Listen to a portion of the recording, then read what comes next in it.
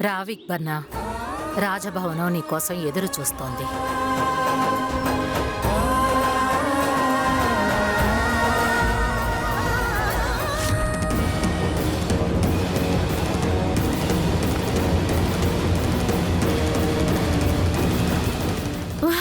అంతఃపురం ఎంత పెద్దగా ఉందో! నిజంగానే ఇక్కడ నేను యువరాణినేమో అనిపిస్తోంది.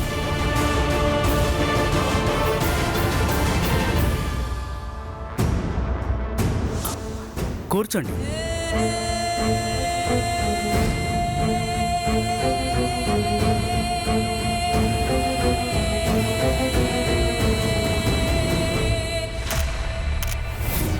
ఈ చైర్ ఏమంతగా బాగోలేదు. ఈ పాటికి రాజసింహాసనం ఉంటే ఎంత బాగుండేదో. అయ్యో, నేను చెప్పాలనుకున్నది నువ్వు చెప్పేశావు. నేను అదే ఆలోచించాను. ఒక్క నిమిషం, అంత అవసరమేంటి? ముందు మహారాణి రానివ్వండి. ఏ, నేను రానవ్వడంలో నీకు అనుమానమా లేక సమస్య?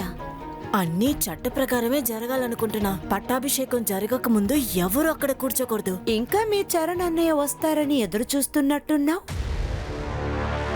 ఆ ఆలోచన ఇక్కడితో వదిలే. ఎందుకంటే ఇక ఏ నిర్ణయం అయినా మోహినియే తీసుకోవాలి. రండి, సింహాసనం పైన కూర్చుందాం. తర్వాత ఫోటోషూట్ ని మనం అక్కడే తీసుకోవాలి.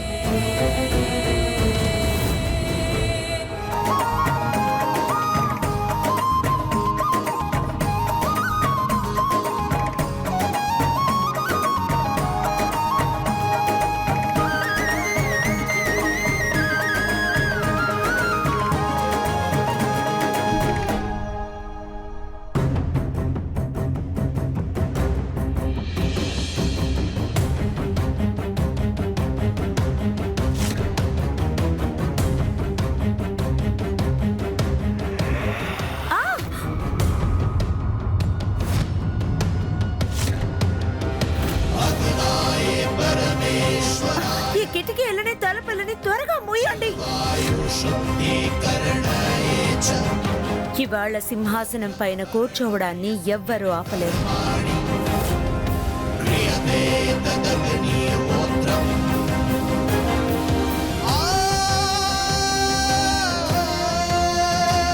మనం మళ్ళీ మన ఇంటికే వచ్చాం. వెళ్ళండి, బండి నుంచి అన్ని సామాన్లు తీసుకురండి. అంతఃపురంలో సైకిలా?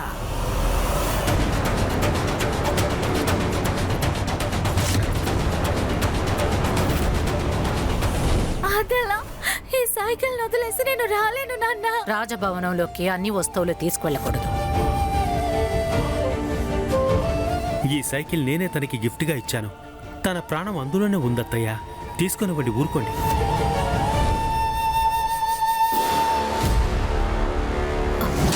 నువ్వు రావిక్ బన్నా, రా.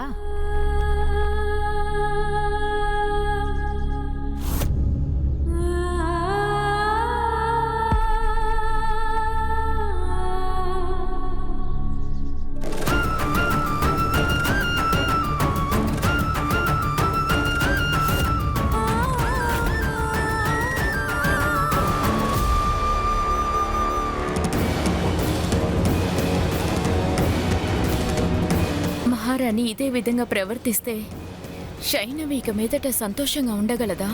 అమ్మ తల్లి, తన మనసుని బాధ పెట్టకు.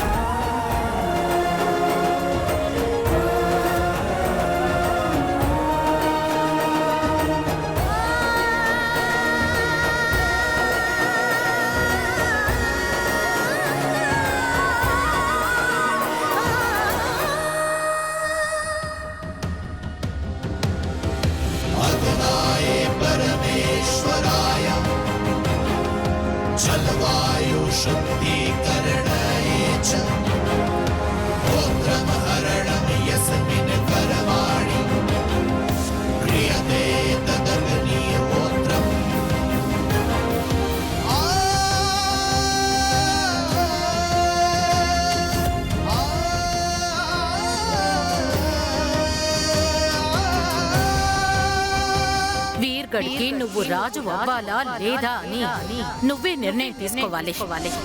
నువ్వే నిర్ణయం తీసుకోవాలి. ఈ అమ్మాయి లేదా ఈ రాజసింహాసనం.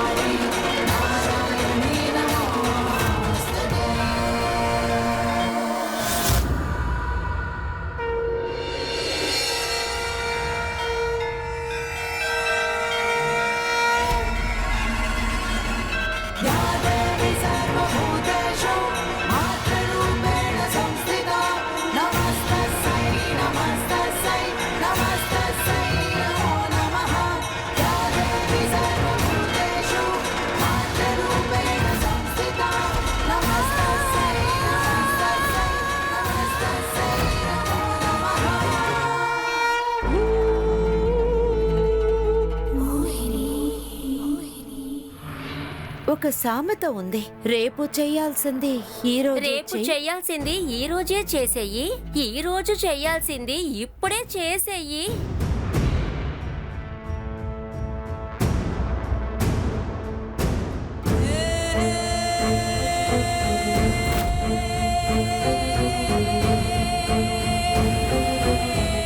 ఆ తల్లి నిజంగా ఉంటే ఆ సింహాసనంలో తన్ని కూర్చొనివ్వకూడదు.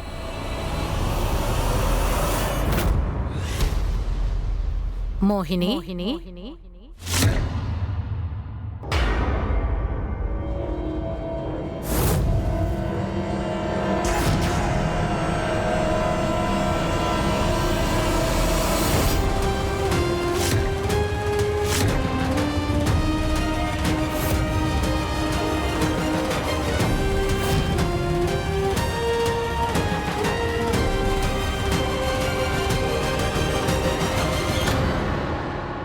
వీర్గడ్ అసలైన వారసుడు వీర్గడ్కి తిరిగి వచ్చాడు.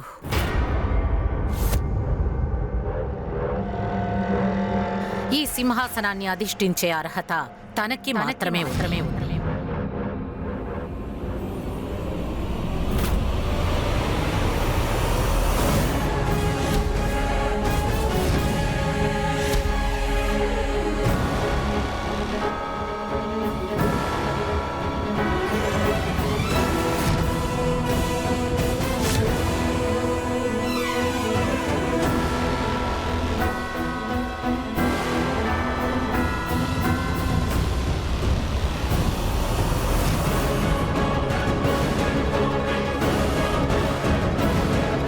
నేను రావడం ఆలస్యమై ఉండొచ్చు, కానీ అన్నయ్య దయ ఉన్నంత వరకు ఈ ఇల్లు చీకటిమయం కాదు.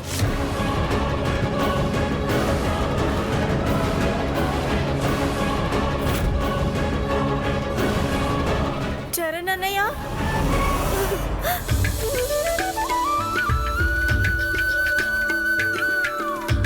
మీ చెల్లెలు మీకు అసలు గుర్తు రాలేదా? ఇన్ని సంవత్సరాలుగా మీరెందుకు నా కోసం రాలేదు? అరే ఊరుకోండి, ఎవరైనా నా కాళ్ళ మీద పడితే నాకు అస్సలు బొత్తిగా నచ్చదు. సరే మీరెలా ఉన్నారు? మీ దయ వల్ల చాలా బాగున్నాను. ఓకే.